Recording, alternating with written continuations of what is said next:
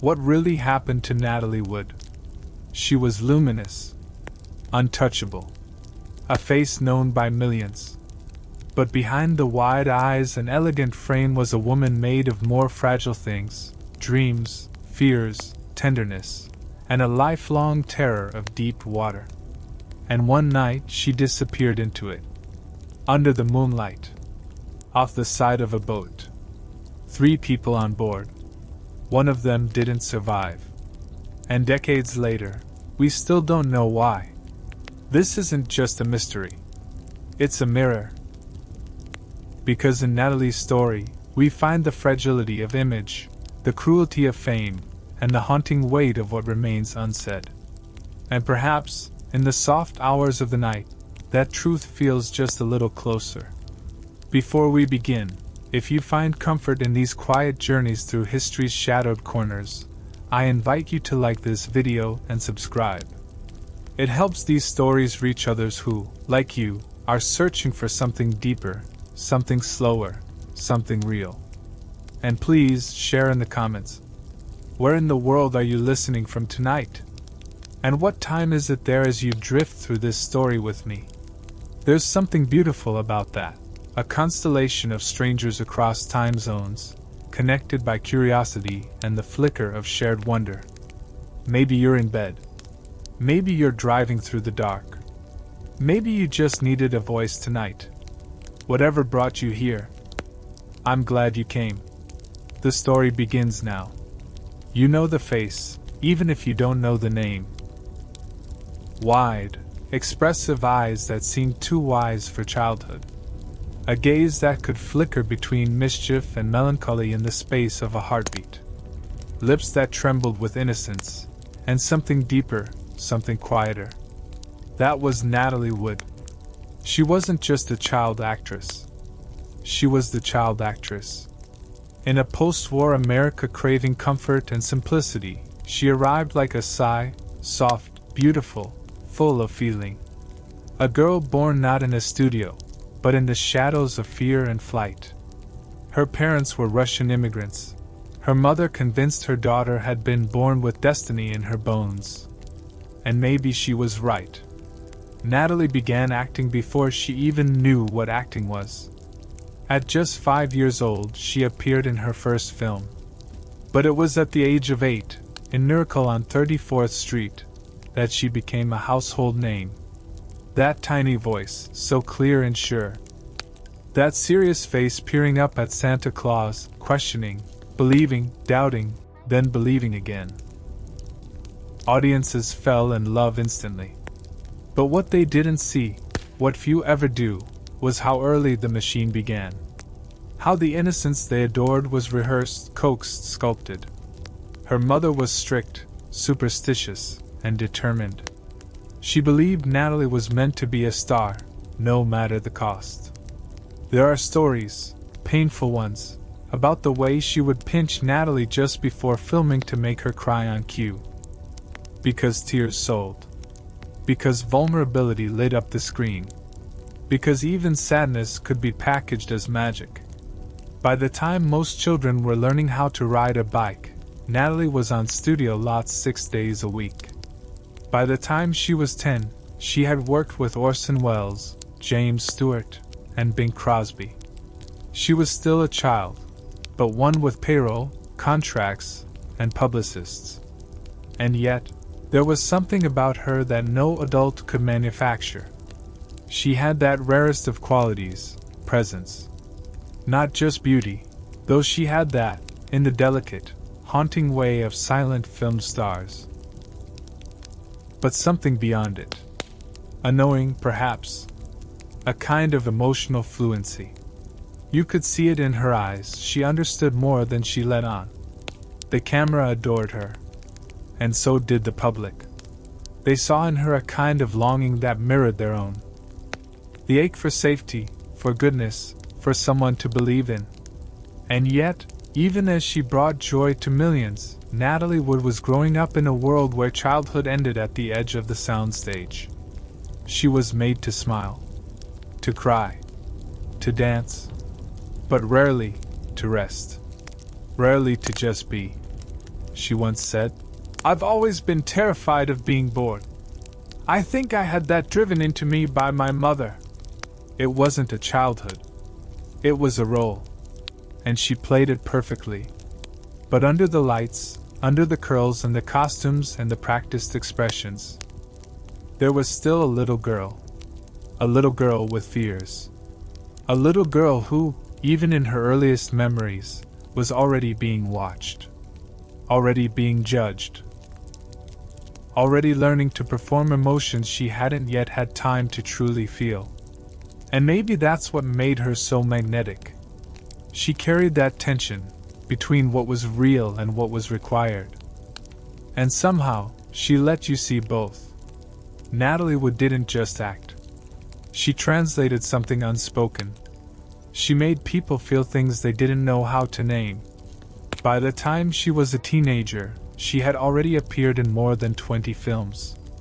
And still, her most famous roles, her deepest heartbreaks, her greatest triumphs, and her greatest mysteries were yet to come. But already, the world had claimed her. Not just as a star, but as a symbol. As a face they projected dreams onto. As a presence they never wanted to see disappear. There's a strange kind of loneliness that lives in the heart of those who never got to be unknown. Natalie Wood was one of them. By the time most children are still learning how to tell time or tie their shoes, Natalie had already worked alongside Hollywood legends, stood on the most prestigious sound stages in California, and memorized how to deliver lines that made grown men weep. She didn't just grow up in front of the camera, she was raised by it. Not by choice, but by design. You see, Natalie wasn't just a child actress. She was a career. A brand. A ticket out of obscurity for a family that had fled Stalin's Russia and landed in California with little more than survival in their bones. Her mother, Maria, was convinced from the start, Natalie was destined to be a star. And when someone believes that with enough force, they begin shaping the world to match the prophecy. It began innocently. A headshot here, a commercial audition there. But as soon as the cameras fell in love with her, those soulful eyes, that trembling lower lip, the way she seemed to hold secrets behind every blink, the machine began to turn. And it didn't stop. She filmed constantly. Press tours, studio contracts, voice coaching, dance classes, no school recess, no summer camps. Natalie's childhood was filled not with swings or scraped knees, but with spotlights, scripts, and the quiet pressure to always deliver. To smile, cry, charm, sparkle, on cue. And what's most remarkable is that she did. Again and again. There was a rare professionalism to Natalie even as a child. Directors admired it. Producers banked on it. They called her precocious, mature beyond her years. But few ever stopped to ask why she had to be, or what that maturity might cost. Because while her peers were figuring out who they were, Natalie was learning to be who others needed her to be. Whatever the role required. Whatever the image demanded. As she moved into her teenage years, something subtle and tragic began to happen. The world didn't quite know what to do with her anymore. She was no longer the cherubic little girl from Miracle on 34th Street. But she wasn't yet the bombshell Hollywood preferred in its leading ladies. She was in between. And in Hollywood, the in-between can be a dangerous place. Especially for a girl. At 15, she filmed Rebel Without a Cause, the film that would make her a true icon. It was a departure. A darker, more emotional role. She played Judy, a girl aching for love, struggling against indifference, clinging to the reckless James Dean like he was the last real thing in her life. And in many ways, Natalie was Judy. The tears, the yearning, the confusion, none of it had to be faked. Her performance earned her an Academy Award nomination. And suddenly, she wasn't a child actor anymore. She was something more complicated, more desired, more scrutinized. With that shift came a new set of expectations. She was expected to be glamorous now, sexy, mature, to date publicly, but behave privately, to embody both innocence and allure, a paradox Hollywood so often demands of young women, but never helps them navigate. And all the while, the cameras kept rolling. Natalie didn't get to discover herself in private, as most of us do. She had to do it under the gaze of millions. Every awkward phase, every heartbreak, every rumor, every change in her face, her body, her voice, was up for discussion.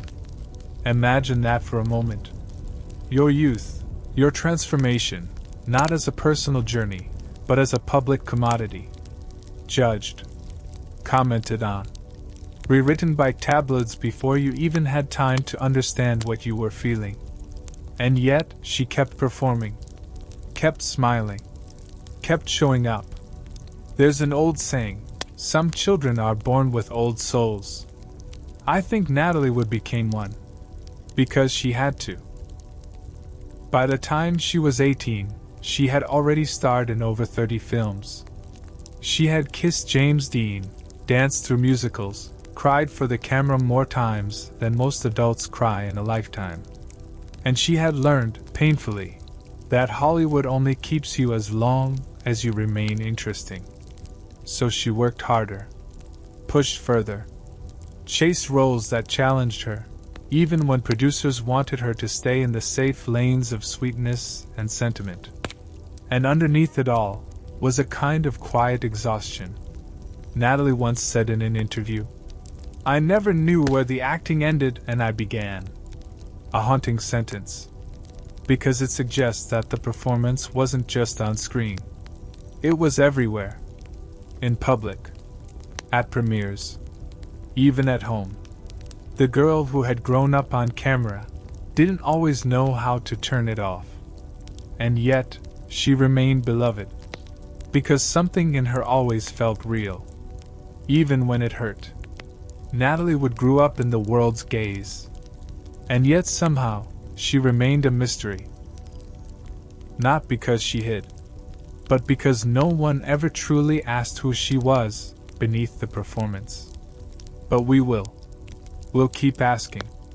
Because the woman Natalie became, and the tragedy that later claimed her, can only be understood if we truly see the girl. The girl who never got to just be. Let me tell you something about dreams in Hollywood. They're rarely born. They're built. Carved, polished, rearranged, until the original shape is lost beneath the shine. Natalie Wood was not exempt from this. In fact, she may have been one of the most carefully sculpted stars of her generation.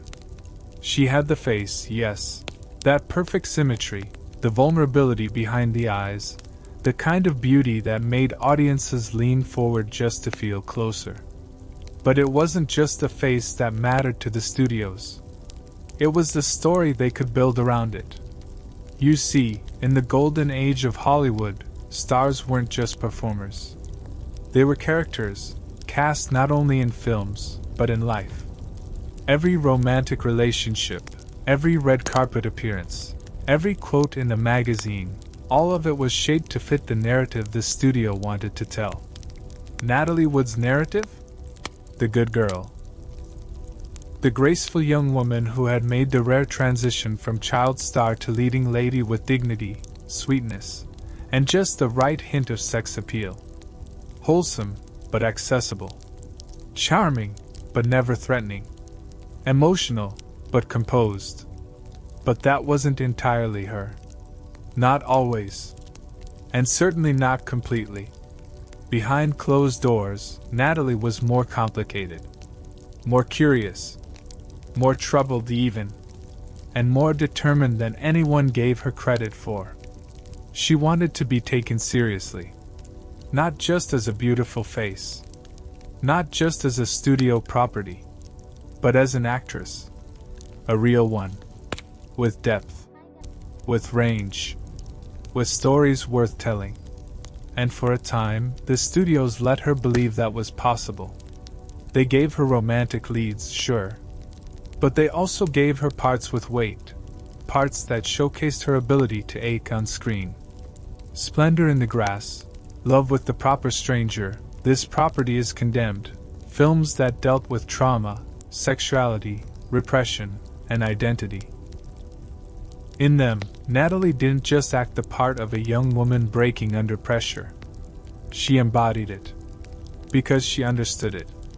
She wasn't just playing these women, she was sharing something. A tenderness, a fragility, and a fury that lived just under her skin. But here's the tragedy. Even as her performances deepened, the studio system remained the same. Rigid. Controlling. Male. They wanted Natalie to evolve, but only so much. Only within boundaries. Only in roles that preserved her carefully curated image. So when she tried to push beyond it, when she pursued edgier scripts, took creative risks, or demanded more control over her career, she often found herself quietly, but firmly, pushed back into place. There were whispers that she was difficult, too emotional, too fragile, too needy. But what they really meant was that she was too human. And in an industry built on illusion, that was the one thing you couldn't be too much of. Her personal life, too, was sculpted. Sometimes brutally, to fit the fantasy.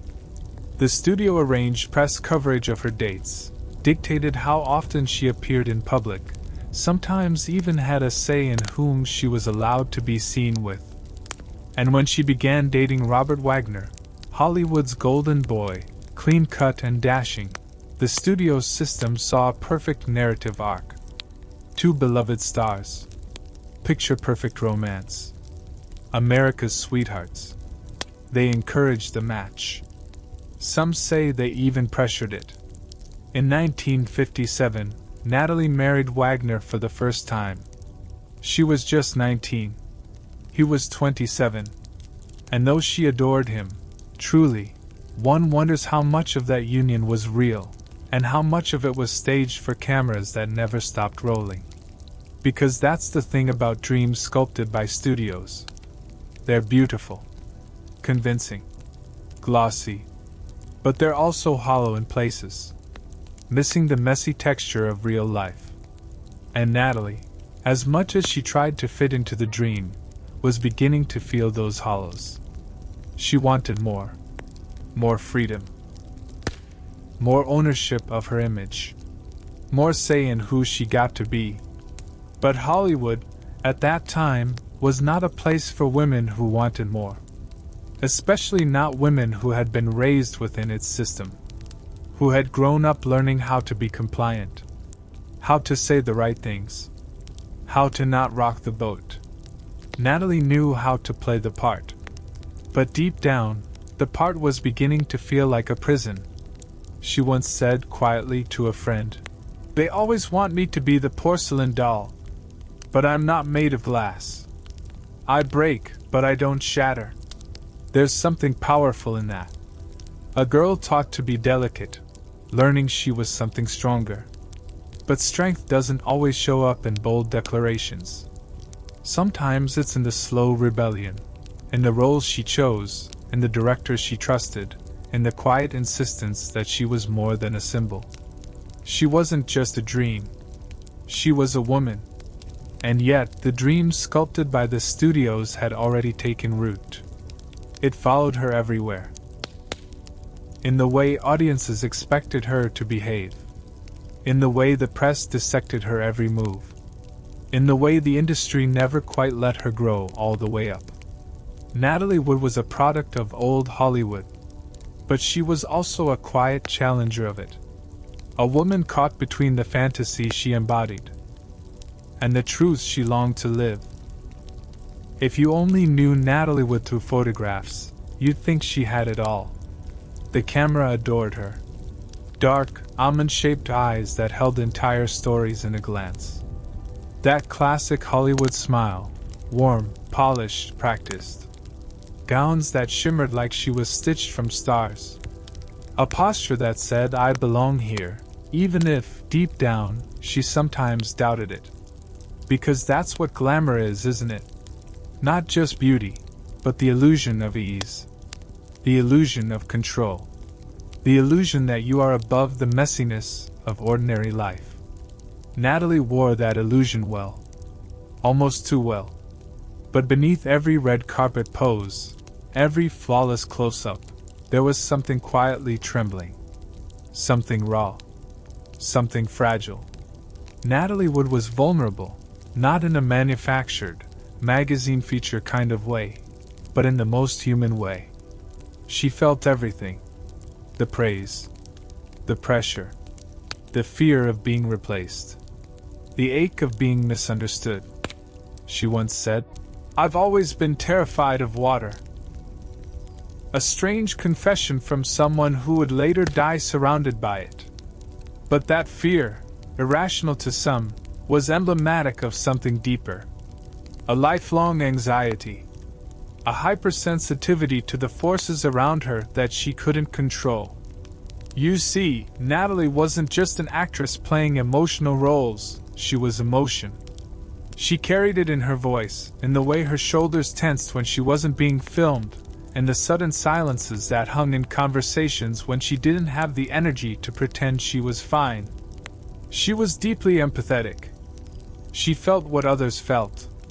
And while that made her magnetic on screen, someone whose tears never felt false, whose joy seemed to rise from somewhere real, it also made her vulnerable to heartbreak, manipulation, and a kind of chronic self-doubt.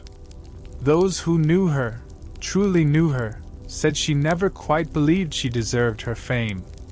Even after the Oscar nominations. Even after the magazine covers. Even after the applause.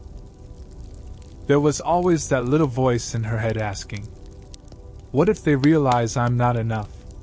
What if I don't belong here at all?" It's the same voice so many women hear, especially those raised to please, to perform, to perfect. Natalie had been told she was special from the time she could walk, but she'd also been told, in countless ways, that she was only special as long as she stayed beautiful, as long as she stayed quiet, as long as she smiled. And so she smiled, even when she was breaking. In private, Natalie struggled with insomnia. She'd often lie awake for hours, mind racing, heart pounding, unable to rest. She worried constantly, about roles, about money, about her relationships, about how she was perceived. Even in moments of success, the fear of failure was never far behind. Her diaries, some of which surfaced later, reveal a woman who longed for love, feared abandonment, and questioned whether she was truly lovable if she wasn't being admired. She wrote of loneliness, even when surrounded by people. She wrote of self-doubt, even when the world was praising her. And then there was the issue of control. In a world where she had very little power over her image, her career, even her body, Natalie tried to reclaim it wherever she could. She was meticulous about how she appeared, obsessive about scheduling, at times, perfectionistic to the point of exhaustion. It was as if she believed that if she could just get everything right, every word, every look, every gesture, then the inner chaos might calm. That maybe, just maybe, she could stop feeling like she was walking a tightrope with no net. And perhaps the cruelest part of it all was that the world didn't see this. They saw the glamour, the poise, the gowns and magazine spreads and smiling appearances beside Robert Wagner. They saw the version of Natalie Wood that Hollywood had sculpted and sold. But they didn't see the woman behind the curtain. The one who cried in her dressing room after a hard scene. The one who second-guessed her every decision. The one who wondered if she'd ever get to just be, without the performance. In a different world, perhaps Natalie would have had a chance to find peace. to rest, to grow old without flashing bulbs, to laugh without worrying about laugh lines. But she didn't live in that world. She lived in a world that asked her to be perfect, and punished her for being human. A world that demanded openness on screen, but offered little support when that openness was real. A world that wanted vulnerability for the camera, but had no idea what to do with it offset. And yet, that vulnerability, that soft, beating heart under the sequins and scripts, was what made her unforgettable. It's what made her Natalie. Because long after the dresses fade, the headlines blur, and the fame drifts like fog at dawn, what remains is how someone made us feel. And Natalie would made us feel. She made us ache. She made us care. She reminded us that beneath every beautiful image, there is a human being, just trying to hold it all together. Sometimes she did. Sometimes she didn't. But always, she did it with grace. And that kind of beauty? It doesn't fade. There's something ethereal about watching someone rise. Not quickly. Not in a flash. But steadily, like the slow emergence of light on a still horizon. And that's how Natalie Wood became a star. She didn't burst onto the scene. She arrived. Gracefully.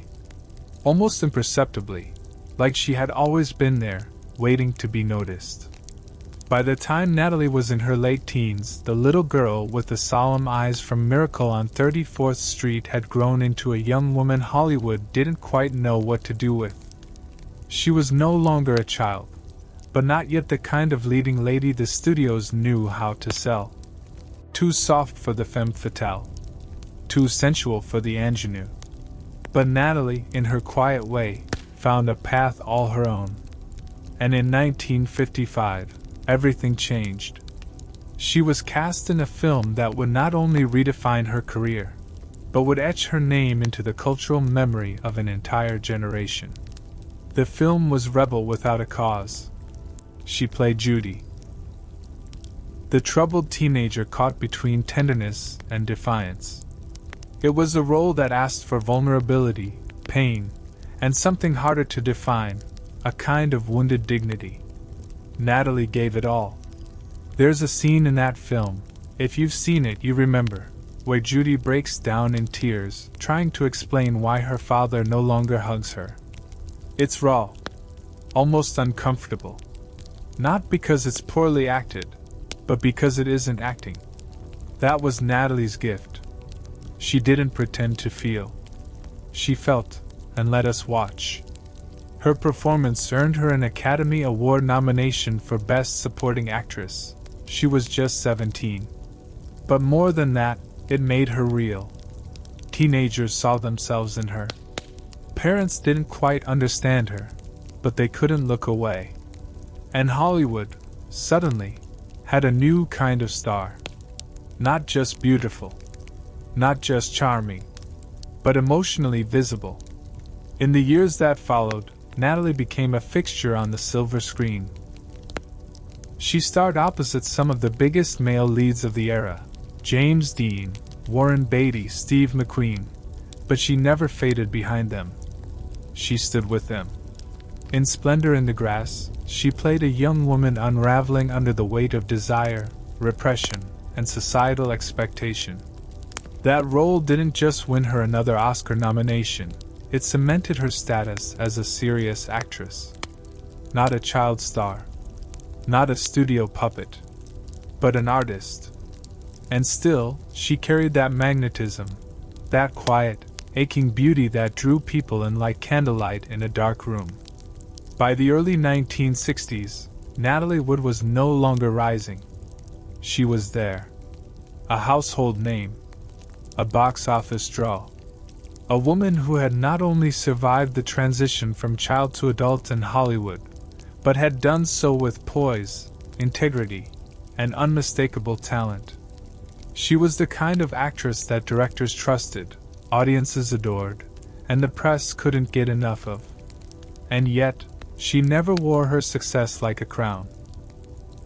There was no arrogance, no indulgence in the trappings of fame. Natalie remained grounded, almost too grounded, at times, still unsure of her place, still looking over her shoulder for the moment when it might all be taken away. Because deep down, she knew something many stars learn too late. Fame doesn't protect you. It doesn't heal you. It just gives you more mirrors to see yourself in. And Natalie, for all her light, still carried shadows. But in those golden years, West Side Story, love with the proper stranger, gypsy, she shone. And not just because she was beautiful or popular or profitable. She shone because she meant something to people. She was a face that comforted, a voice that soothed, a presence that made you believe, for a moment, that someone understood. Natalie Wood didn't just rise to fame. She rose with grace, with empathy, with artistry. And in a town that often rewards spectacle over substance, she proved that quiet strength could be just as captivating. Her star wasn't loud. It didn't burn others to shine. It glowed, softly, steadily, until the entire world could see her. But even as she stood at the peak of her fame, that soft glow held within it a question. What happens when the camera turns away? What remains of the star when the spotlight fades? Natalie, perhaps, was beginning to wonder that herself. Because every rise eventually meets its turning point. And though she would remain radiant for years to come, the pressures, both internal and external, were beginning to tighten their grip. But for now, let's hold her in that moment. Young, brilliant, loved, at the height of her power and still reaching. A golden star, mid-ascension. Love, in Hollywood, is rarely quiet. It's written in bold headlines, whispered in scandal, gilded in glamour, and more often than not, it burns brighter than it lasts. But Natalie Wood's love story wasn't just a headline. It was a haunting thread, winding through her youth, her fame, her fear, and ultimately, her fate. And at the center of it was Robert Wagner. To understand Natalie's relationship with Wagner, you have to understand Natalie herself. From a young age, she had been fed a version of love that was grand, cinematic, even mythic. Her mother, Maria, was obsessed with fairy tales and the mystique of stardom. She once told Natalie, quite seriously, that her destiny was to marry a famous man. That her future would depend not just on talent, but on proximity to power, to perfection, to the image of love everyone else wanted. And when Natalie was just 10 years old, she saw Robert Wagner on screen for the first time. He was 18 at the time. Handsome, charming, and already becoming a staple in studio pictures. Natalie pointed to the screen and told her mother, "I'm going to marry him." It was said as a joke, a childish wish. But like so many things in Natalie's life, the wish took root. And years later, it became real. By the time she was in her late teens, Natalie had already become a major star, and so had Robert Wagner. They met officially through the studio system, at social events, on red carpets. And in 1956, when Natalie was just 18 and Wagner was 26, they began dating. To the public, they were perfect. Two impossibly good-looking, successful, charming young stars, the embodiment of a Hollywood fairy tale. They attended premieres arm in arm, posed for magazine covers, smiled in all the right ways. And in 1957, they married in a small, elegant ceremony surrounded by industry elite. It looked like a dream. But even dreams have shadows. Privately, the marriage was more complex. Both were navigating the strange waters of early fame. Wagner's career was climbing, but not as quickly as Natalie's. She was the bigger star, the brighter spotlight, the more marketable name. And in a town that measures masculinity in box office receipts, that dynamic carried weight. There were rumors, whispered in studio hallways and cocktail parties, that Wagner felt overshadowed. That Natalie, ever empathetic, tried to dim her own light to make him shine more brightly. That their love, while real, was caught in the machinery of perception, performance, and pride. Natalie later admitted that they were too young, that she had married the idea of Wagner, the dream she'd been nurturing since she was 10, more than the man himself. And in 1962, just 5 years after the wedding, they divorced. It was polite. It was mutual. It was, in the Hollywood sense, uneventful. But for Natalie, it was shattering. She had built so much of her identity. Her sense of security, her belief in love, around this man. And when it ended, she didn't just lose a husband. She lost the storyline she had been trying to live inside. In the years that followed, she continued working. She dated other men, married again, had children. But Robert Wagner never really left the picture. They stayed in touch, circled each other in interviews and quiet dinners. And over time, something unexpected began to stir. A return. Not to the same story, but perhaps to a new chapter. In 1972, 10 years after their divorce, Natalie and Wagner rekindled their relationship. They remarried in 1972, a decision that stunned the public and fascinated the press. It was framed as romantic destiny. True love always finds its way back, the headline said. But beneath the glow of second chances, something darker lingered. Natalie was no longer the wide-eyed teenager she'd been in 1957. She was older, wiser, more cautious, but also more vulnerable. Her career had slowed. The roles were fewer, the scripts thinner. She was a mother now. A woman still battling insecurities that had never fully faded. And Wagner, older too, had grown more controlling, more guarded. Friends of Natalie's, over the years, have described their relationship as intense.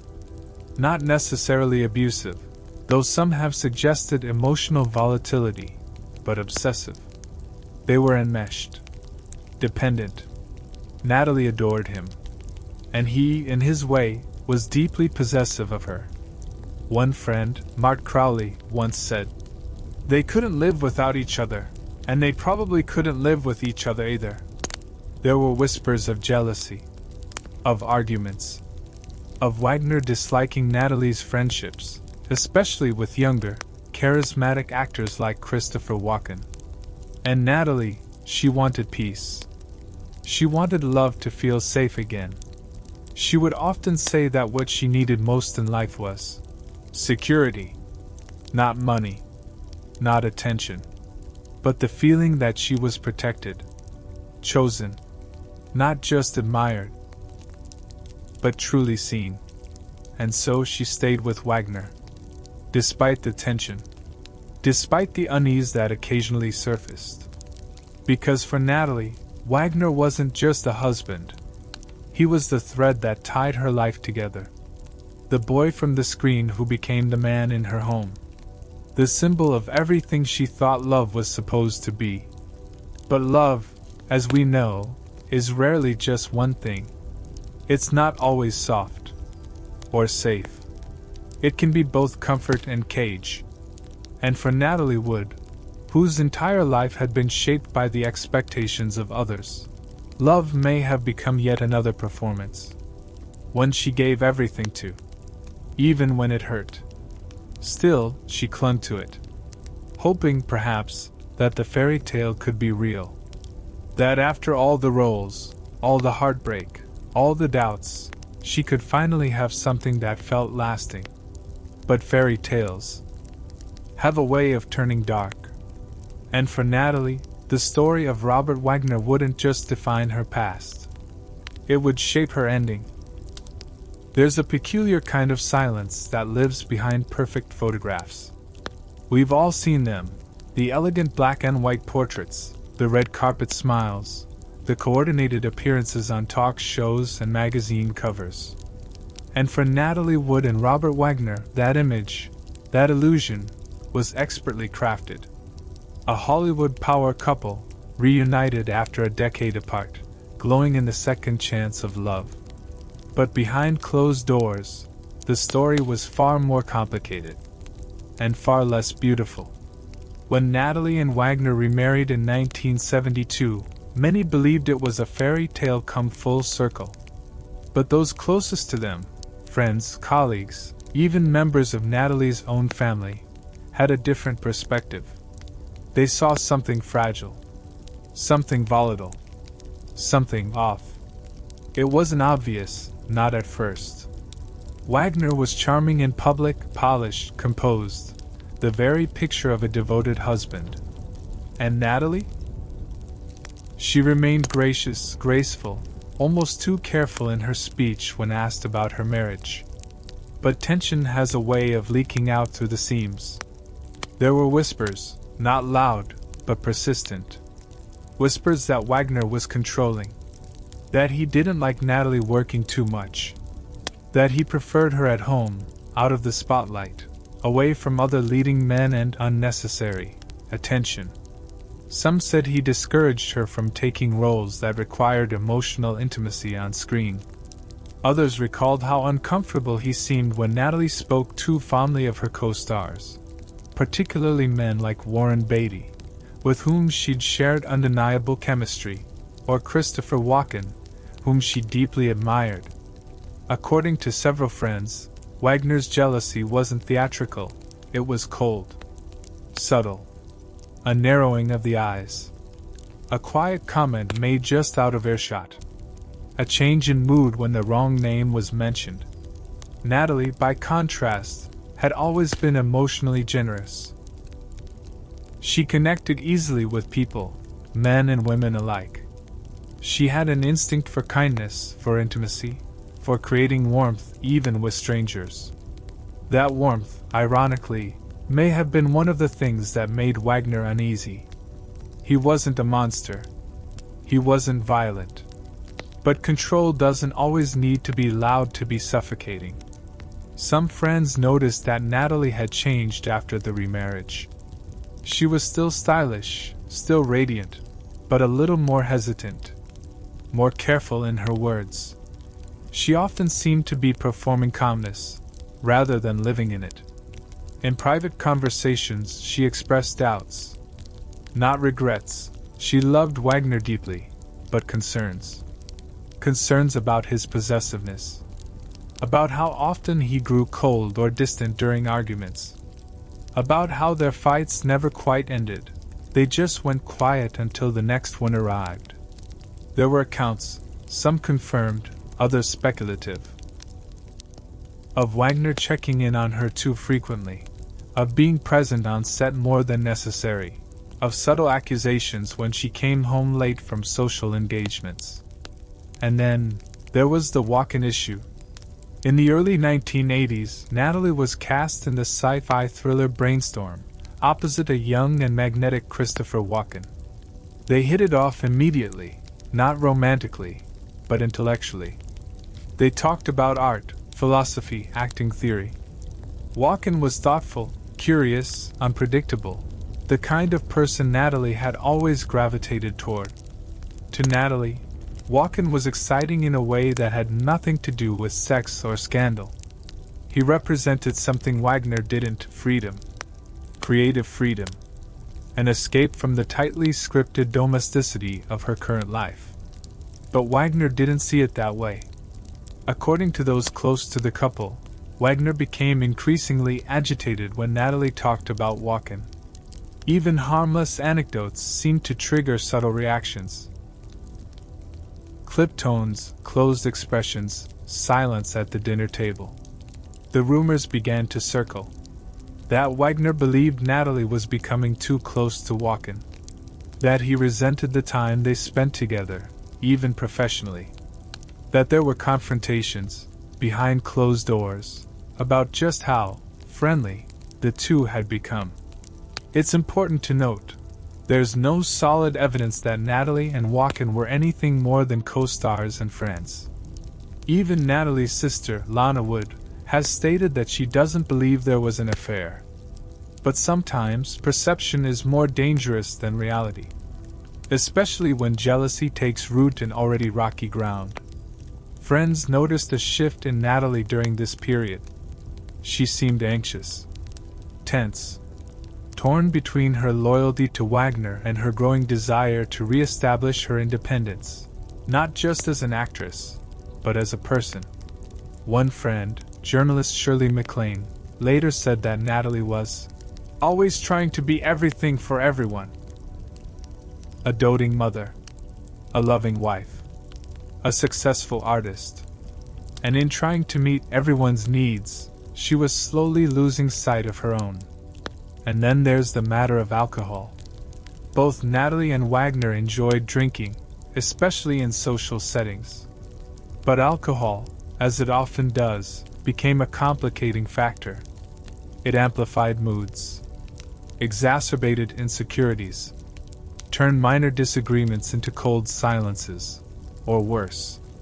There were stories, quietly shared among insiders, of escalating arguments, of slammed doors, of long silences followed by sudden tenderness, of emotional turbulence that never seemed to fully resolve. Natalie once confided to a close friend that marriage is more about surviving each other than understanding each other. She laughed when she said it, but there was sadness in her eyes. Behind the cameras, beyond the dazzling gowns and picture-perfect magazine covers, something unspoken was unraveling. Love was still there, but it was no longer the warm, expansive force it had once been. It had become something tighter, more anxious, more conditional. And as Natalie moved closer to the final days of her life, that tension, quiet, constant, and mostly hidden, became heavier. There is no definitive record of what happened behind those doors. Only fragments. Only memories, shaped by grief and perspective. But this much we know. The Natalie the world adored was hurting. And those closest to her didn't always see how much. Because pain, like love, has many faces. And sometimes the deepest wounds are the ones you can't photograph. In the golden age of celebrity, when magazines reigned and cameras captured fantasies more than truths, there was perhaps no couple more visually perfect than Natalie Wood and Robert Wagner. They were, quite literally, made for the frame. Photogenic, poised, and possibly charming, Natalie, with her delicate features and expressive eyes, and Wagner, with his clean-cut, man-in-the-idol looks. They embodied what America wanted its love stories to look like. Together, they were elegance personified, a union of old-school glamour and modern stardom. But if there is one rule Hollywood has always obeyed, it's this: the brighter the flashbulb, the deeper the shadow. The image of Natalie and RJ, as Wagner was affectionately known, was omnipresent. They graced the covers of Life, People, Photoplay. They were guests at all the right parties, seated front row at awards shows, interviewed side by side on television specials. Their love was chronicled in 1,000 smiling snapshots. They gave the impression of a perfect second act, a rekindled romance between two stars who had found their way back to each other, wiser, gentler, ready to build a life beyond the chaos of youth. But beneath that polished exterior, the cracks were quietly forming. Let's start with what the public saw. They lived in a sprawling home in the Hollywood Hills, with sweeping views and tasteful furnishings, a house built not only for comfort, but for perception. They threw glamorous parties, often inviting the elite of film, fashion, and music. They took vacations to Catalina Island, dined at the most exclusive restaurants in Los Angeles, arrived at premieres in coordinated ensembles, always hand in hand. They had a yacht. Not just any yacht, but a 60-foot pleasure cruiser named Splendor. It became part of their lore, the place they escaped to when life in Hollywood got too loud. They appeared to the outside world not just successful, but content. Like they had cracked the code. How to be famous and in love without imploding. But perfection is almost always a costume. Natalie was well aware of the myth they were creating, and at times she leaned into it. Not out of vanity, but out of necessity. She had been trained since childhood to control the narrative, to deliver the image the public expected, to smile even when her heart ached. It was survival. It was strategy. It was second nature. And Robert Wagner? He too had learned to play the part. Polished, protective, gracious. A husband who adored his wife, who knew how to answer every question with just the right amount of warmth and distance. They made it look easy, but those who spent real time with them often noticed something else. A tension that lived just beneath the surface. A stiffness that sometimes crept into their body language when the cameras were gone. There were quiet moments at parties when Natalie would look away as Wagner spoke, not disinterestedly, but cautiously.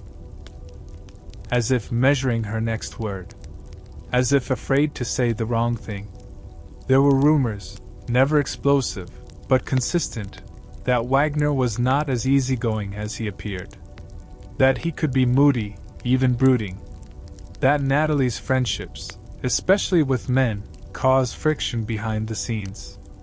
And there was the pressure of performance. Not on screen, but in life. Because when the world insists you're the perfect couple, it becomes harder and harder to admit that you're not. Natalie was the type of woman who craved emotional connection, deep, honest, messy connection. But in Wagner, she sometimes encountered something else. Control. Distance. A need for things to appear stable, even when they weren't. And he, in turn, felt the constant tug of her independence, her desire to work, to grow, to be more than a trophy wife in the Hollywood Hills. They loved each other. That much is clear. But their love was not without cost. It demanded performance. It required silence. And at times, it sacrificed honesty for the sake of harmony. Natalie once told a friend, "People think we're perfect. Maybe we are, in pictures." There was sadness in the statement. A knowing resignation. Because behind every posed photograph was a woman who still battled lifelong insecurities. A woman who had been told since childhood that her worth depended on her appearance, her obedience, her ability to make others feel at ease. A woman who, no matter how glamorous she looked, still feared abandonment, still questioned if she was enough. And beside her stood a man who had his own ghosts. Wagner had come of age in an industry that rewarded power and punished vulnerability. He had learned early that control was safety, that keeping emotions under wraps was the only way to stay intact. Their marriage, in many ways, was a beautiful prison. Gilded, admired, enviable. But it kept them from admitting what they needed most. Not more success, not more press, but more truth. Friends have since said that the roles they played in public eventually began to bleed into their private lives. That even alone, they couldn't always take off the mask. And maybe that's the most haunting thing about being Hollywood's most beautiful couple. You start to believe the image. You start to protect it, even from each other. And little by little, you forget how to just be real. The night of Natalie Wood's final, fateful evening is as cinematic as any scene from the films that made her a star.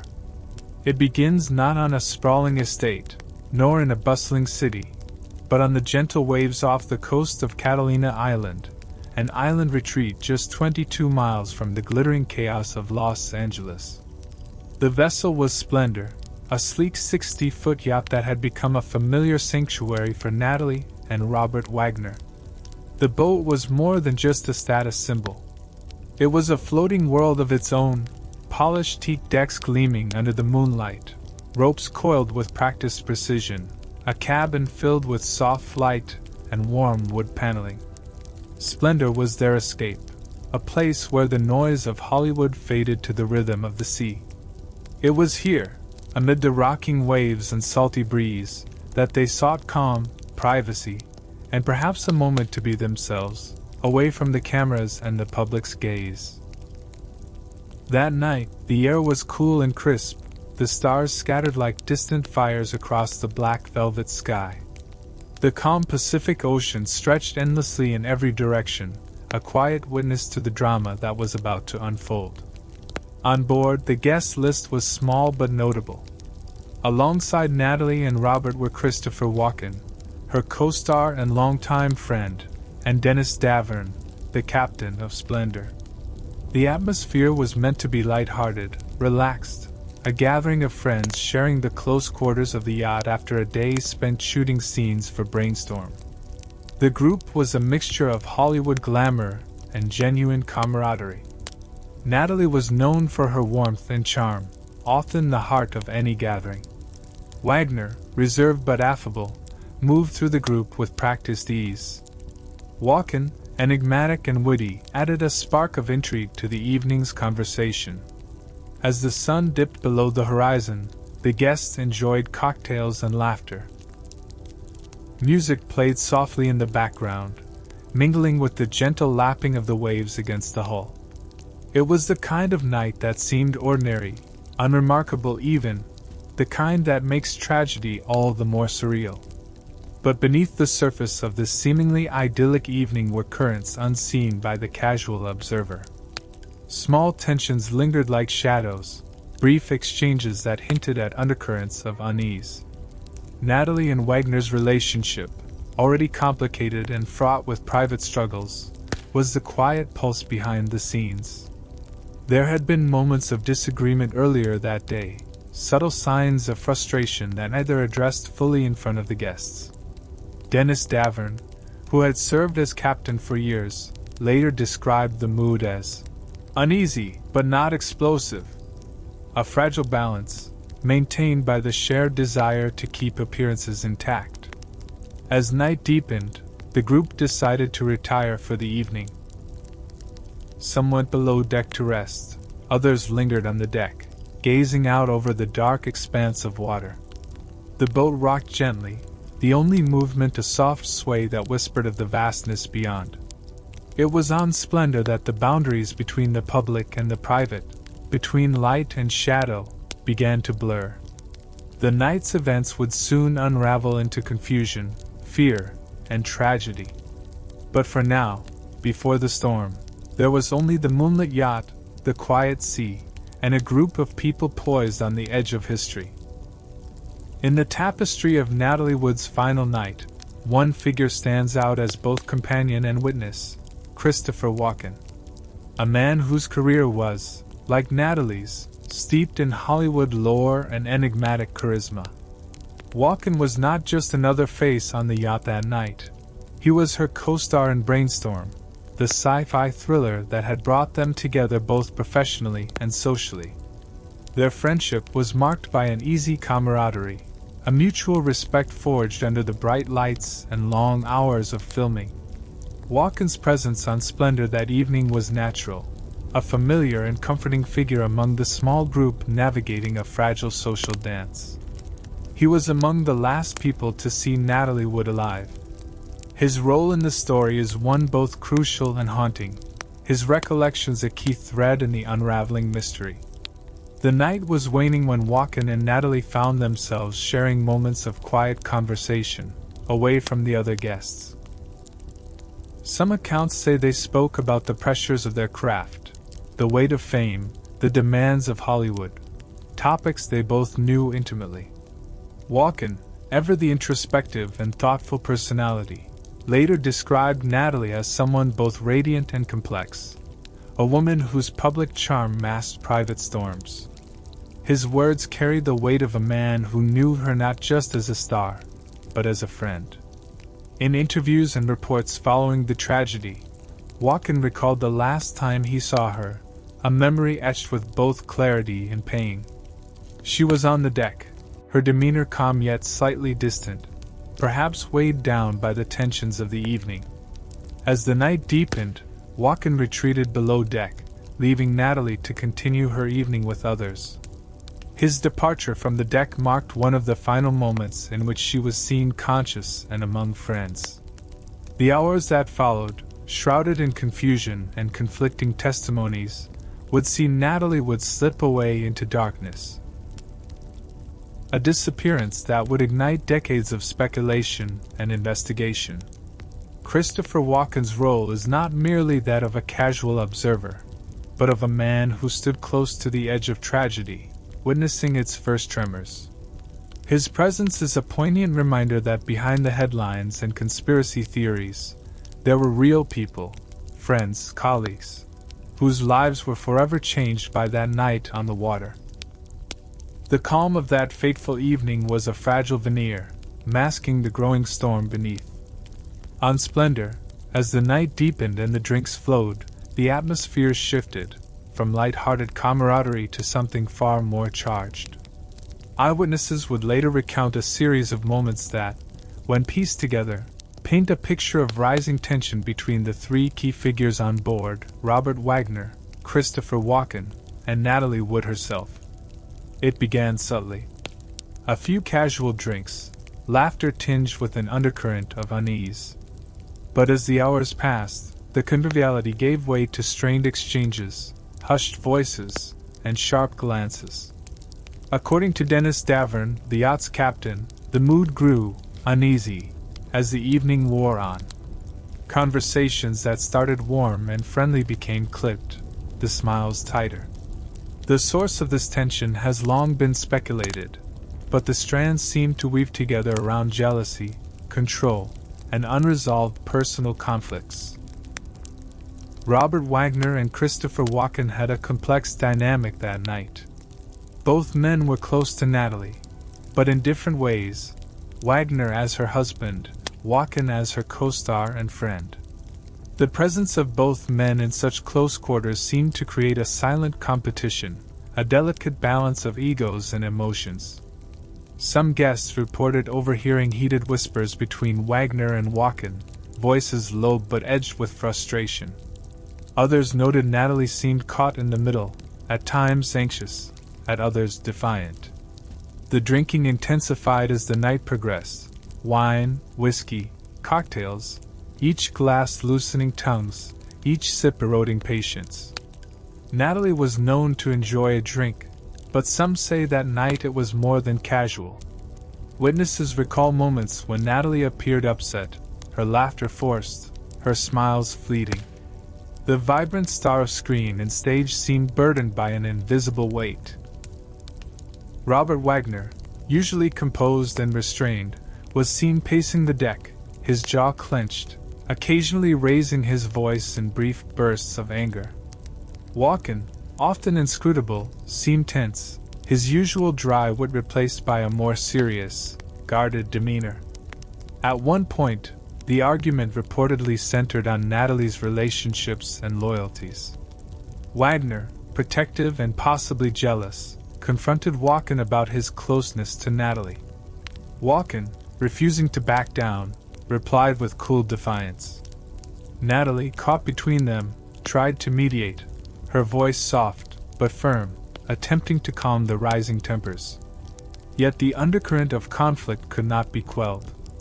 The yacht, once a haven, became a crucible of emotion, the confined space amplifying every whispered accusation, every sigh of frustration. As the night wore on, the tension was palpable. The lines between friendship and rivalry blurred. Alcohol, often a social lubricant, became a fuel for discord. By the time the final hours approached, those aboard felt the weight of unspoken fears, the menace of what might come next. It was a night poised on a razor's edge, where a single word, a misplaced gesture, could tip the balance from uneasy truce to irreversible tragedy. And in the stillness of the dark ocean, that balance was about to be broken. The night had been growing colder, the stars now veiled by a thickening blanket of fog and clouds drifting silently across the sky. The gentle rocking of splendor was the only constant, a rhythmic pulse that matched the quiet beating of hearts aboard the yacht. And then, somewhere between the late hours of that October evening and the early whispers of dawn, Natalie Wood vanished. No one saw exactly how or when. There was no grand announcement, no violent confrontation caught in the spotlight. Just an eerie absence, a silence that crept over the vessel like a shadow swallowing the last flicker of light. The moments that followed are fragmented, told through the eyes of those on board, through the lens of hindsight, marked by confusion, fear, and the desperate search for answers. Captain Dennis Davern was among the first to realize something was terribly wrong. At some point during the night, Natalie was no longer where she was supposed to be. Calls were made, rooms were searched, the deck was scoured beneath the cold glow of flashlights. But she was nowhere to be found. The yacht was surrounded by the vast and dark expanse of the Pacific Ocean, the water cold and unforgiving beneath the hull. Questions flooded every mind. Had she fallen overboard? Was it an accident? A desperate escape? Something more sinister? Robert Wagner, her husband, was reportedly the one who raised the alarm, his voice cutting through the night, filled with panic and disbelief. Christopher Walken and others joined the frantic search, the tight-knit group transformed into desperate seekers against the indifferent sea. The hours dragged on, marked by the heavy silence of fear and the relentless pounding of waves. No one could explain how such a vibrant presence, a woman so full of life and light, could disappear into the dark embrace of the ocean with no trace. The mystery deepened with every passing moment. What had led to her slipping away in the dead of night? Was it a tragic accident fueled by alcohol and missteps? Was it a cry for help, a moment of despair hidden behind the glittering facade? Or was there something darker, a secret that the calm surface of splendor had concealed? The disappearance was sudden and complete, a vanishing act that confounded everyone aboard and would haunt the public imagination for decades. It was the beginning of a story filled with silence, unanswered questions, and a search not only for Natalie Wood's fate but for the truth behind the shadows of Hollywood's golden age. As dawn began to paint the horizon with pale hues of pink and gold, the desperate search for Natalie Wood took on a grim new urgency. Hours after her mysterious disappearance from the yacht's splendor, the unthinkable happened. Her body was discovered, floating face down in the cold, unforgiving waters near Catalina Island. She was clad in a delicate nightgown, a stark contrast to the brutal reality that met those who found her. Natalie Wood's body bore the marks of trauma, bruises that whispered of struggle, scratches that spoke of violent contact, and the eerie stillness of a life extinguished far too soon. The discovery sent shockwaves through the community and the world. How could such a vibrant, luminous presence have ended this way? The fragile silk of her nightgown fluttered softly in the water, a haunting symbol of the fragile boundary between the glamour of her public life and the dark unknown that claimed her that night. The bruises sparked questions that would fuel years of speculation and investigation. Were they the result of a tragic accident, a desperate fall into the ocean? Or was there something more sinister lurking beneath the surface, a hidden violence no one wanted to acknowledge? The local authorities, along with the Coast Guard, began a painstaking investigation. The autopsy report revealed evidence both puzzling and troubling, indications of alcohol and drugs in her system, signs of injury inconsistent with a simple fall. Yet the official ruling was accidental drowning, a conclusion met with skepticism by many who knew Natalie and the circumstances surrounding her final hours. Friends, family, and fans were left grappling with an impossible reality: that the star who had dazzled so brightly was now reduced to a name on a coroner's report. Her death marked the beginning of an enduring mystery. A case that Hollywood would never fully close, and a tragedy that continues to haunt the corridors of fame. In that still water, near the island she had sought as a refuge, Natalie Wood's story came to a silent, tragic end. But the questions remained, unanswered, echoing through the years, like ripples on a restless sea. In the immediate aftermath of Natalie Wood's tragic death, the official response was swift, perhaps too swift, some would argue. The Los Angeles County Coroner's Office, upon examining the circumstances and the autopsy findings, delivered a verdict that shocked few but satisfied many: accidental drowning. The story presented was simple and tragic. A beloved actress, under the influence of alcohol, had fallen overboard in the dark, cold waters off Catalina Island. The injuries on her body, including bruises and scratches, were attributed to the harsh environment, the jagged rocks, the boat's deck, the ocean itself. Authorities concluded there was no evidence of foul play. No signs pointed clearly to murder, assault, or deliberate harm. The case was closed with an air of finality, and the public was left to mourn a devastating accident, a heartbreaking end to a bright star's life. But for those who looked closer, cracks began to appear in the official narrative. Many who knew Natalie Wood well found the quick closure unsettling. The absence of deeper questioning, the lack of thorough interviews with key witnesses, and the incomplete exploration of inconsistencies raised eyebrows among investigators and the public alike. Why had the investigation not delved more rigorously into the dynamics aboard Splendor? Why had Robert Wagner's and Christopher Walken's accounts not been scrutinized more intensely? What of the bruises? Were they truly consistent with an accidental fall, or did they hint at a struggle? And most importantly, why had there been no reopening of the case despite lingering doubts and new information over the years? The early investigation seemed constrained by a desire to move past the incident quietly, to preserve the dignity of those involved, or perhaps to protect powerful interests within Hollywood's elite circles. In a town where image often outweighs truth, the veneer of an accident served as a shield, protecting reputations, relationships, and the machinery of the industry. For the public, the declaration of accidental drowning was a closure of sorts, a way to comprehend the incomprehensible, to find a place for grief amidst the chaos. For others, it was the beginning of a suspicion, a persistent whisper that the truth was far more complicated than the calm official story suggested.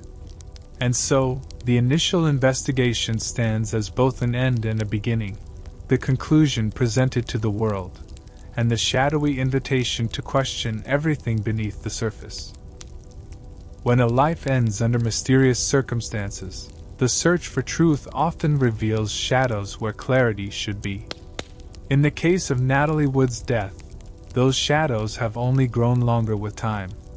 One of the most glaring mysteries lies in the bruises found on her body, marks that defy easy explanation. Some were consistent with a fall into rocky, turbulent waters, but others suggested a struggle, signs of force that whispered of a confrontation rather than a simple accident. If it was merely a tragic slip overboard, how did she sustain such wounds? Were they inflicted before she fell, or after? And if so, by whom? Another puzzling detail centers on the dinghy, the small boat tethered to Splendor. It was found missing after the accident, only to be discovered adrift later, empty. Theories abound. Did Natalie attempt to use it to reach shore? Was it involved in a failed escape or an accident in itself? Yet, the timeline and handling of the dinghy raise questions no one has satisfactorily answered. Then there is the silence, the uneasy quiet, from those who were on board that night. Robert Wagner, Natalie's husband, and Christopher Walken, her co-star and one of the last people to see her alive, have long been subjects of speculation. Their testimonies, while consistent in parts, leave gaps. Some accounts suggest tensions, raised voices, and unresolved conflicts, yet both men have maintained versions of events that leave crucial questions unanswered. Others on the yacht offered limited recollections, shadows in the background of a night now etched in mystery. Why did no one raise the alarm sooner? Why were certain details about the night obscured or changed in retellings? The investigation itself seemed to skirt these loose ends, accepting explanations that left many dissatisfied. For the public, these unresolved questions have fueled a lasting intrigue. A hunger to understand what truly happened beneath the Hollywood gloss. It is these loose ends, the unexplained bruises, the missing dinghy, the hushed voices, that keep the story alive, inviting us to look beyond the surface and into the depths of a tragedy that refuses to fade away. Because sometimes the silence between the words speaks louder than the words themselves. Years after the tragedy that took Natalie Wood's life, the man who captained Splendor that fateful night, Dennis Davern, finally broke his silence, and what he revealed sent shockwaves through the quiet narrative that had long surrounded the case. For decades, the official story had remained tightly controlled, a carefully curated version of events that painted the night as a tragic accident. But Davern's words pierced through that veil, offering a glimpse into a far more complicated and troubling reality. He spoke of hearing heated arguments echoing across the deck, voices raised in anger and frustration. The tension on board, he said, was palpable, far from the peaceful retreat the world had imagined. More startlingly, Davern admitted witnessing moments of violence. He saw Natalie and Robert Wagner locked in a tense confrontation, their exchanges laced with bitterness and perhaps something darker. It wasn't the friendly disagreement one might expect between a couple. It was raw, charged, and unsettling. What made Davern's testimony even more chilling was his admission of feeling pressure to stay silent, to protect certain individuals, and the image of Hollywood itself. He described being encouraged to avoid sharing details that might implicate anyone or disrupt the carefully maintained story. This wasn't just about protecting reputations, it was about preserving a powerful industry's secrets. Davern's words painted a picture of an environment where truth was a commodity, and silence was the currency demanded in return for cooperation. His revelations opened old wounds and reignited debates, challenging the official ruling and casting new light on the night Natalie Wood vanished. They also added weight to the suspicions that had lingered for years, that beneath the surface of Hollywood glamour, darker currents had pulled at the edges of Natalie's life and death. For many, Davern's bravery in coming forward was a long-awaited breakthrough, a crack in the wall of silence that had protected mystery and speculation for too long. And while his statements did not resolve every question, they forced the world to reconsider the narrative, to ask, once again, what really happened aboard Splendor that cold October night. Because sometimes, it takes the courage of a single voice to shatter decades of silence, and to bring us closer to a truth that has remained just out of reach. As the years passed and new information surfaced, the once unshakable image of Robert Wagner, Hollywood's charming leading man and Natalie Wood's husband, began to crack under the weight of suspicion. For decades, Wagner was seen as the grieving spouse, a man caught in the tragic loss of his beloved wife.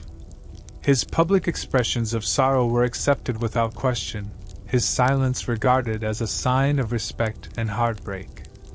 But as the initial investigation gave way to renewed scrutiny, the cracks in that narrative grew impossible to ignore.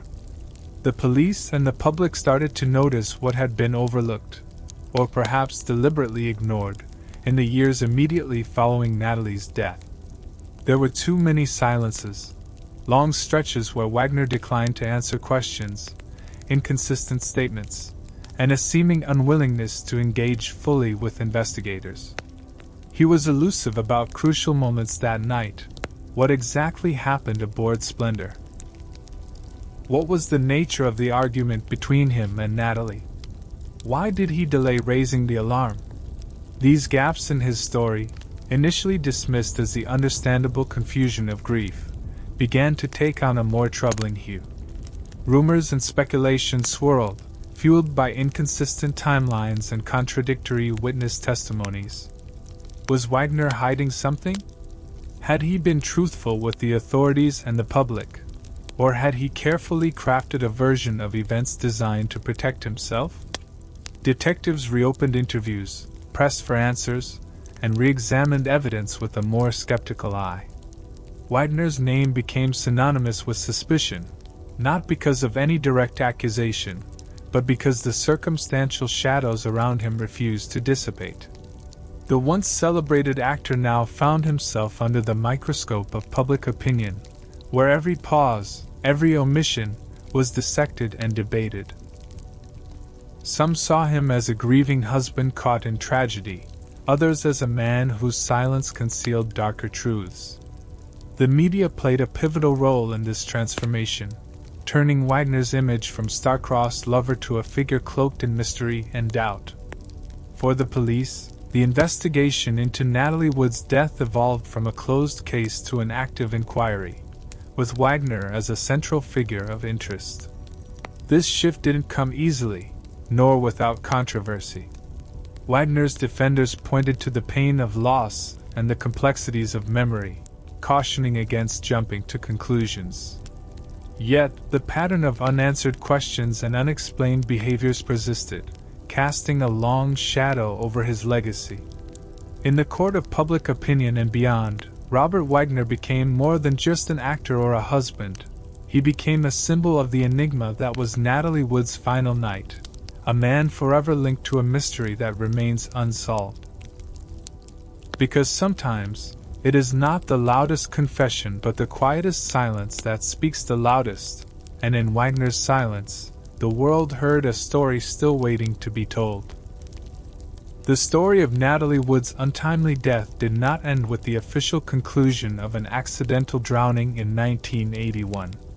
For many, the questions, the doubts, and the whispers of something more sinister lingered like a persistent shadow.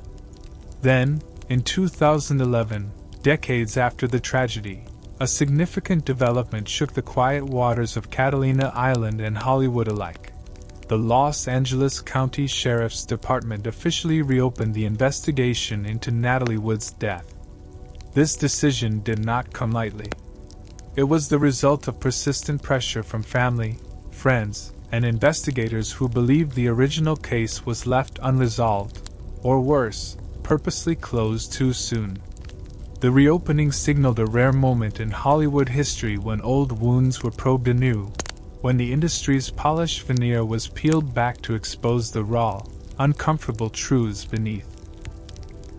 The department's renewed interest brought fresh energy and resources to a case that had, for years, seemed destined to be consigned to mystery and speculation.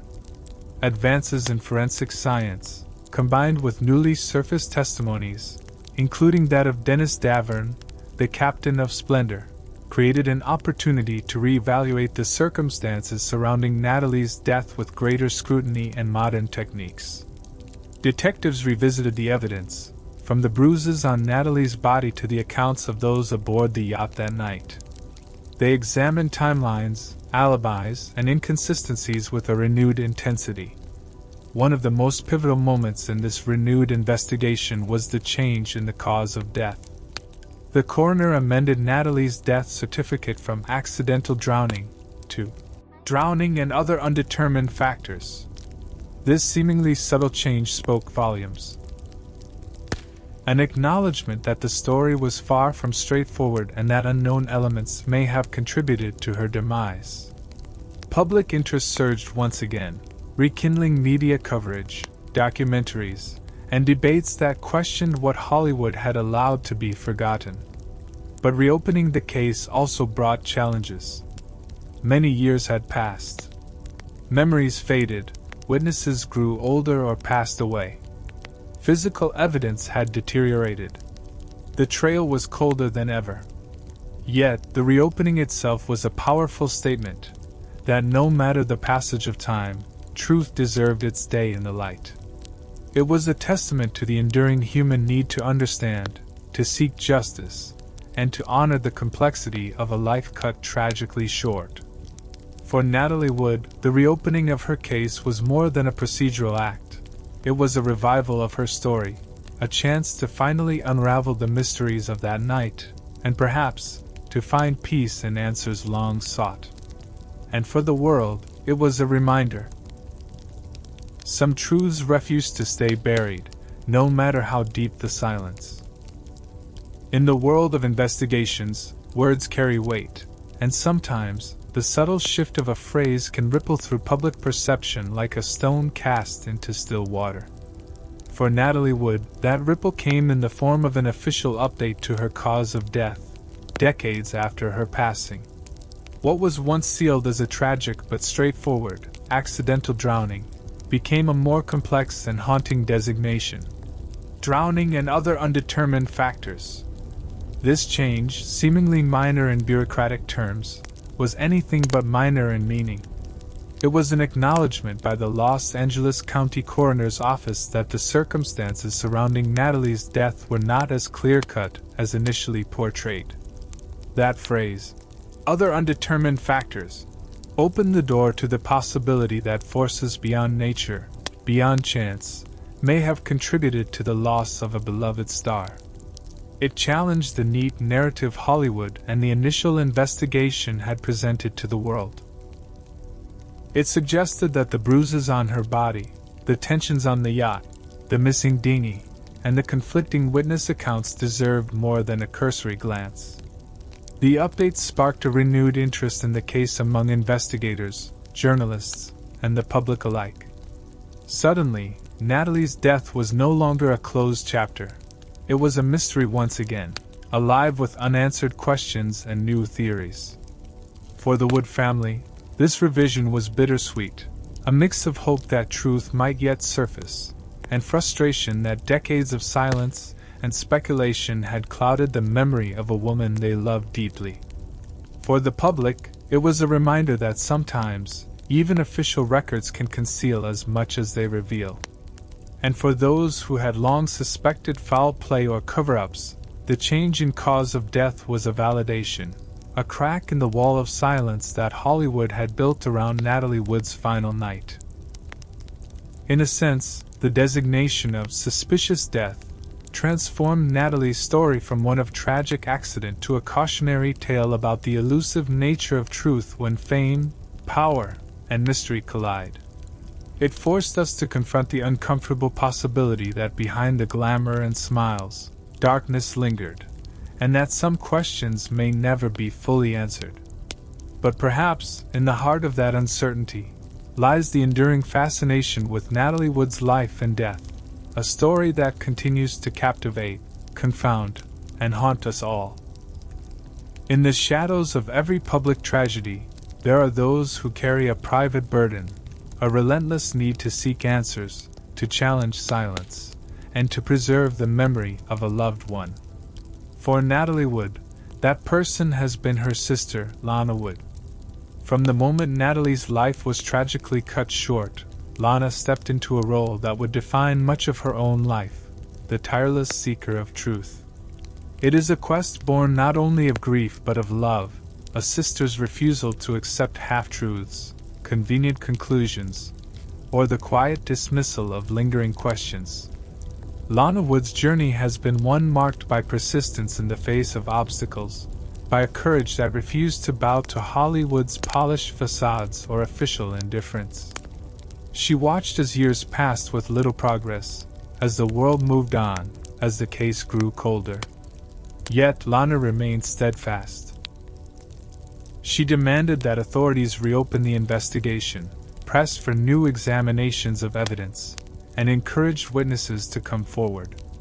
Her voice, at times weary, at times fierce, became a beacon for those who believed Natalie's story deserved more than a closed file. Lana spoke openly about her suspicions, her frustrations with the initial investigation, and the silences that had surrounded her sister's death. She challenged Hollywood's complicity, questioned the narratives spun by those close to the case, and urged the public not to forget. Her advocacy was not without personal cost. Lana faced skepticism, criticism, and the painful process of revisiting a trauma that had reshaped her family's life. Yet she never wavered. Through interviews, documentaries, and public statements, Lana Wood kept her sister's memory alive, not just as a star frozen in time, but as a woman whose life and death held deeper truths. Her efforts helped bring attention to new evidence, including the critical testimonies that reignited the case years later. And in doing so, Lana Wood has become more than just a sister. She has become a guardian of legacy, a voice for justice, and a reminder that sometimes the most powerful stories come from those who refuse to be silent. Her quest is far from over.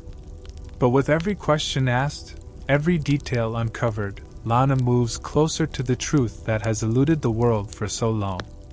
Because in the end, the fight for justice is also a fight for remembrance, to honor Natalie Wood not just as a name in the history books, but as a sister, a daughter, and a woman who deserved to be heard. In any criminal investigation, the moment when someone is named a person of interest carries a heavy weight, a phrase that drips with implication and invites both public suspicion and personal scrutiny. For Robert Wagner, that moment arrived years after the initial tragedy that took Natalie Wood's life, casting a long, dark shadow over a man once seen as Hollywood's charming leading man and grieving husband.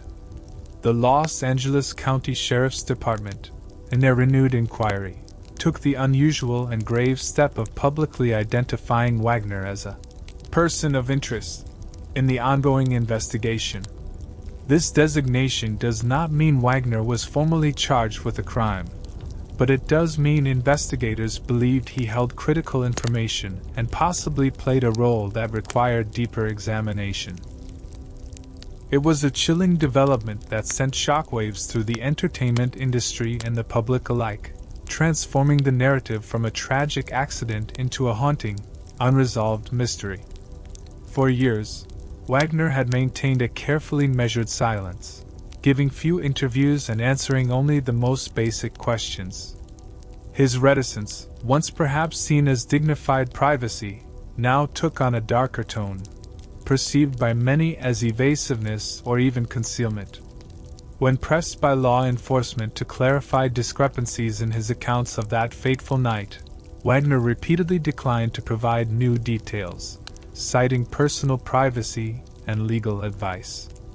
This refusal to cooperate fully only deepened the suspicions swirling around him, feeding a public imagination eager to fill the void with speculation.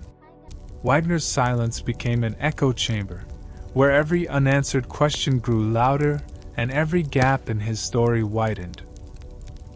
The media pounced, dissecting his past relationships, his behavior in the days following Natalie's disappearance, and inconsistencies in his statements.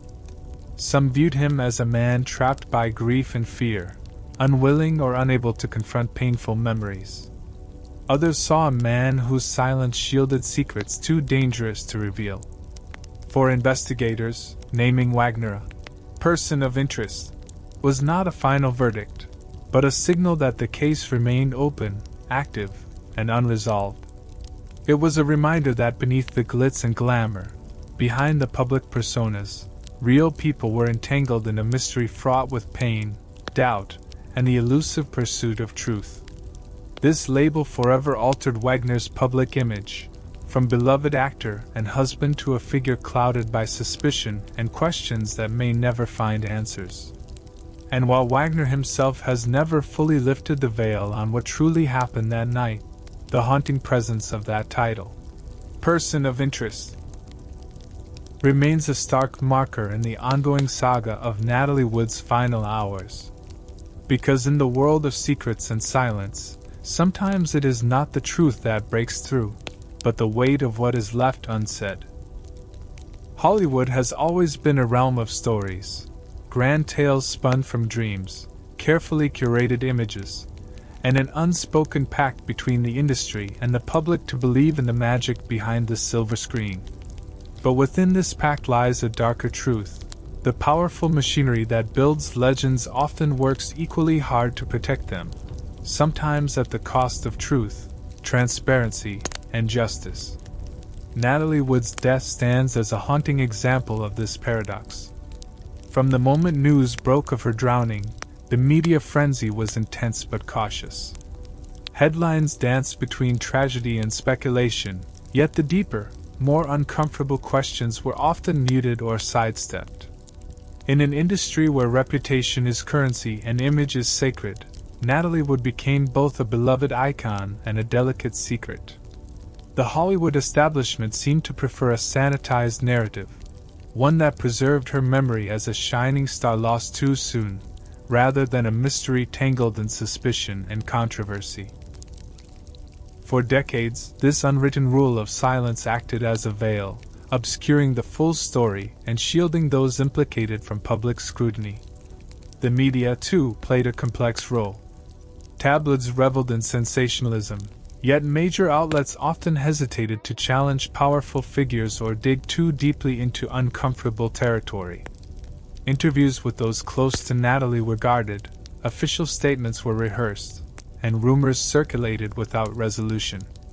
This careful choreography perpetuated a myth of Natalie Wood as the radiant star whose light was extinguished by a tragic accident, rather than the woman caught in a web of secrets and conflicting truths.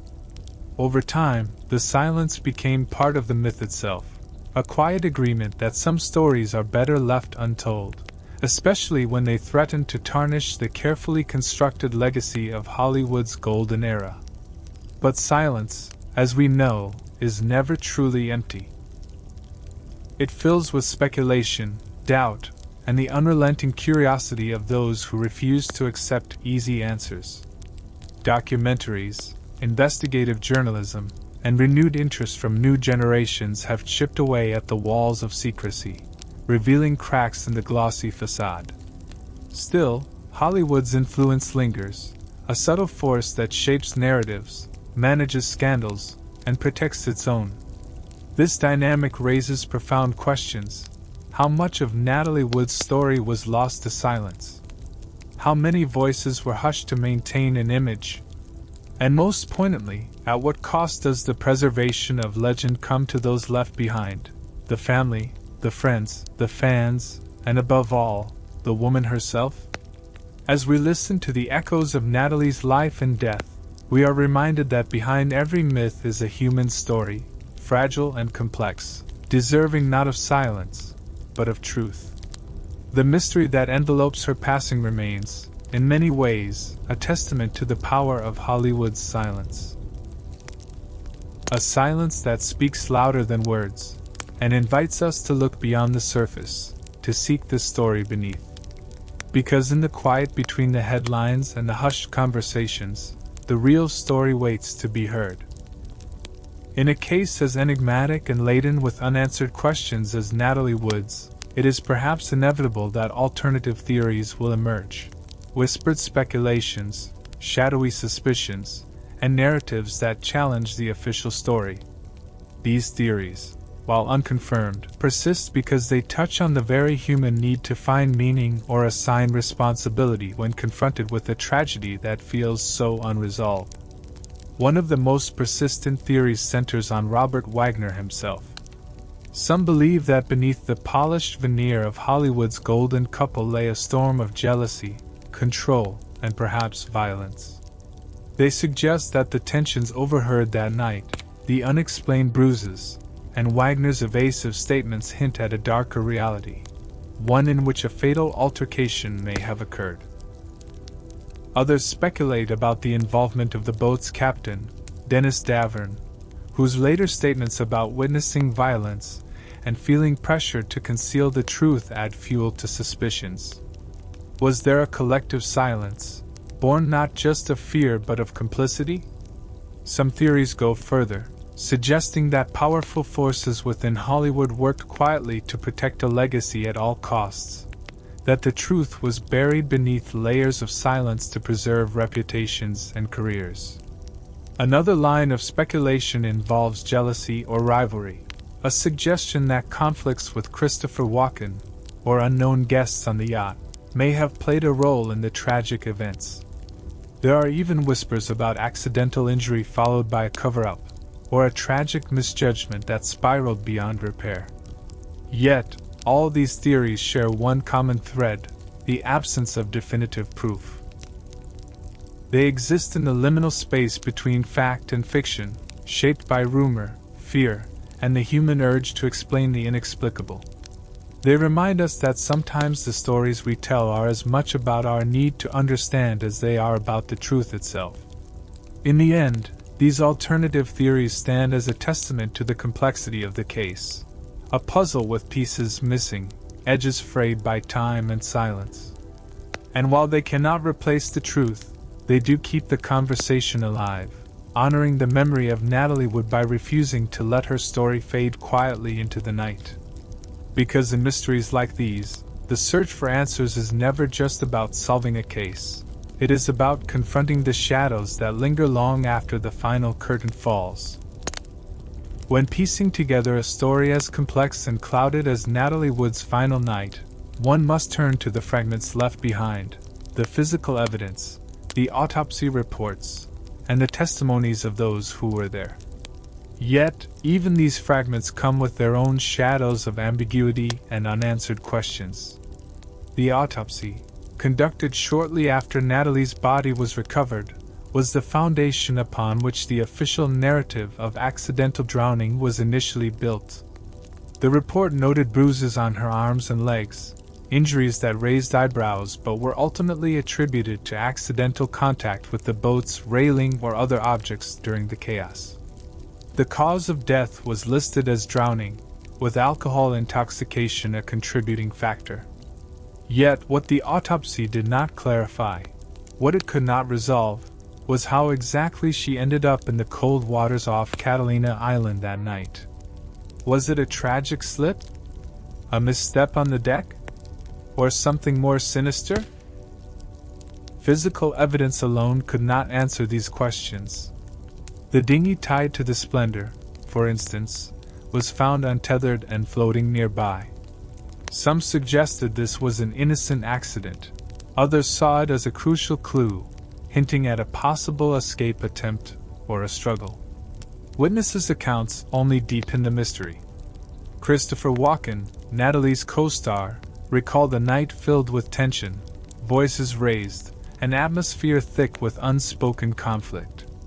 Robert Wagner's statements have shifted over time, adding layers of inconsistency and fueling suspicion. Dennis Davern, the boat's captain, gave testimony years later that described an altercation between Wagner and Wood, which he feared had turned violent. Yet, despite these accounts, no definitive evidence has ever emerged to confirm a foul play scenario.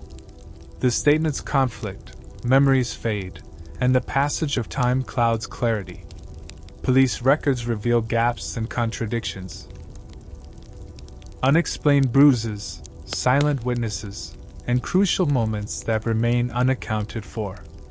The lack of surveillance or external witnesses makes the incident a riddle locked inside the vessel's wooden walls. Forensic evidence is limited, the ocean's vastness having swallowed any potential physical traces beyond the body itself. As such, the line between accident and something darker remains blurred. Even today, forensic experts and investigators debate the possibilities. Could alcohol and darkness alone explain the fatal fall? Or was there a struggle that night, concealed beneath layers of silence and selective memory? The truth is, the evidence, as compelling as it is in parts, ultimately leaves us suspended in uncertainty. It reveals as much as it obscures, providing clues but withholding confirmation. And so, the story of Natalie Wood's death remains a mosaic of facts, conjecture, and elusive truth, a puzzle that challenges our desire for closure and our tolerance for ambiguity. In the quiet aftermath, all we have are pieces of a story that may never be fully told, but that continues to haunt the shadows of Hollywood's golden age. Because sometimes, the most revealing evidence is not what we find, but what remains missing. In every mystery, there is a space, a quiet void, where answers should live, but never quite arrive. The case of Natalie Wood's death is no exception. Decades after that fateful night on the Splendor, there remain haunting gaps in the story, moments where the truth seems to dissolve into silence, leaving us grasping at shadows. Despite reinvestigations, new testimonies, and shifting theories, some questions persist with relentless stubbornness.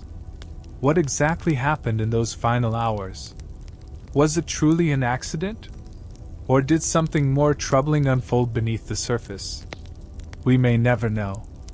The people who could shed light, witnesses, confidants, even the central figures themselves, have often chosen silence, or have passed away. The passage of time has eroded memories, blurred details, and closed doors that might have once been opened. Official records are incomplete, statements are contradictory, and physical evidence is limited to what the ocean and years have left behind. In this case, silence has become as much a part of the narrative as the facts themselves. It is a silence born of grief, fear, loyalty, and perhaps self-preservation. It is a silence that shields, that conceals, and that frustrates those who seek truth. Natalie Wood's story, vibrant and luminous in life, is shadowed by a darkness that refuses to be fully illuminated. We are left with fragments, the whispers of arguments, the bruises that speak of violence, the evasive answers that hint at secrets. But the full picture remains just beyond our reach, like a dream slipping through waking fingers. And perhaps, in a case so entwined with Hollywood's protective veil, with the complexities of love and loss, with the weight of unspoken truths, that is the tragic reality. There are stories that remain forever incomplete. Stories where the silence is as telling as any confession, where the spaces between words hold the deepest meaning. What we will likely never know is not just the exact sequence of events, but the true nature of the moments that sealed Natalie's fate. The feelings, fears, and decisions made in those quiet, private hours may be lost to time, forever locked away in hearts that chose not to speak. And so, as we reflect on the mystery that has gripped generations, we must also come to terms with the limits of our understanding. To accept that some truths may remain veiled, a reminder that behind every legend, behind every tragedy, there are human lives marked by complexity, contradiction, and unanswered questions. In the end, what remains is not just a story of loss, but a meditation on the nature of memory, silence, and the eternal search for meaning in the face of the unknowable. As our journey through the shadows of Natalie Wood's life and death draws to a close, it is important to step away from the headlines, the rumors, and the mysteries, and to look at the woman beneath it all. Natalie Wood was not merely a name etched in Hollywood history, nor a tragic figure immortalized by circumstance. She was a brilliant, complex human being, a young woman who carried the weight of fame from an age when most children are still learning to navigate the world. She was a gifted actress, whose talent illuminated screens with a rare combination of innocence and depth, vulnerability and strength. Yet behind the glow of stardom, she was a person of contradictions and complexities. Those closest to her spoke of a gentle spirit shadowed by anxiety. A woman who, despite her luminous smile, grappled with fear and uncertainty. Among those fears was a profound, almost haunting terror of water, a cruel irony, given the circumstances of her passing. She once confided to friends that the ocean held a mysterious power over her, an element that was as beautiful as it was terrifying. Her struggle with this fear adds a layer of poignancy to the final moments we will never fully understand. It is a reminder that behind every icon is a fragile humanity. A life lived with hopes, dreams, doubts, and fears just like any of us. Natalie Wood's story haunts us because it remains unresolved, not just in the forensic details or the unanswered questions, but in the emotional and human truth that defies closure. Her death is not merely a chapter in a scandalous narrative, but a deeply human tragedy. A young woman lost too soon, caught in a web of love, conflict, and silence. In remembering Natalie, we must remember the fullness of her life, the laughter and tears, the light and shadow. We must honor not only the star who captivated millions but the person who lived and loved, who faltered and fought, who was both extraordinary and achingly ordinary. Her legacy is not just the films she left behind or the mystery that surrounds her death, but the enduring impact of a life that continues to stir our empathy and curiosity. And perhaps, in that space between legend and loss, we find the truest reflection of Natalie Wood, a woman whose story reminds us of the fragility of life, the complexity of fame, and the profound mystery of the human heart. In the silence that follows her story, we hear not just the echoes of a tragic night, but the lasting resonance of a life that touched so many, and the unresolved questions that invite us to remember, with compassion, with sorrow, and with an enduring sense of wonder. As we close this chapter on Natalie Wood's life and the shadows that surround her final night, we find ourselves caught between remembrance and mystery. Her story is a haunting reminder of how fame can both illuminate and obscure, how love and fear can intertwine in ways we may never fully understand. In the quiet darkness, beyond the glitz and glamour, lies the fragile truth of a woman, brilliant, vulnerable, and forever etched into the tapestry of Hollywood's most enduring enigmas. We may never unravel every thread of what happened that night on the Splendor, but perhaps, in seeking to understand, we honor her memory in the most profound way. Thank you for joining me on this journey through light and shadow, truth and silence. If this story moved you, if it sparked a question or a quiet reflection, I invite you to like this video and subscribe, so we can continue exploring these mysteries together. And before you drift away into the night, I'd love to know, where are you listening from, and what time is it there? Share it in the comments below, so our quiet conversations can stretch across the world, connecting us in the stillness. Until next time, may your nights be peaceful, your dreams vivid, and your curiosity ever alive. Good night.